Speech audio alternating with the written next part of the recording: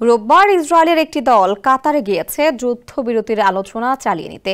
Netanyahu আলোচক দলকে পরিষ্কার নির্দেশনা দিয়েছেন যেন তারা বর্তমান আলোচনার কাঠামোর ভিত্তিতে একটি চুক্তির দিকে এগিয়ে যায়।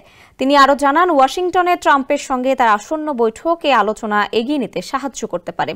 এই কূটনৈতিক প্রচেষ্টা এমন সময় চলছে যখন যুদ্ধবিরতির আলোচনা কয়েক মাস ধরে ফলপ্রসূ হচ্ছে না। সম্প্রতি ফিলিস্তিনের প্রতিরোধ যোদ্ধা একটি খসড়া চুক্তিতে সংশোধন প্রস্তাব দিয়েছে, যা ইসরায়েল প্রত্যাখ্যান করেছে।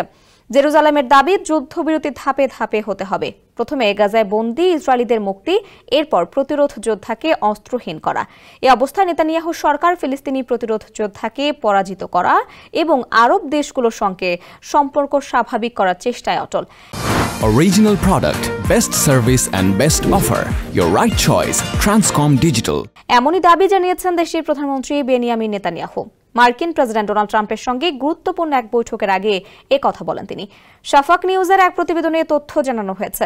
রোববার বেন গুরিয়ন বিমানবন্দরে সাংবাদিকদের সঙ্গে কথা বলার সময় নেতানিয়াহু গাজার চলমান যুদ্ধকে ইসরায়েলের জন্য একটি বড় সাফল্য হিসেবে উল্লেখ করেন।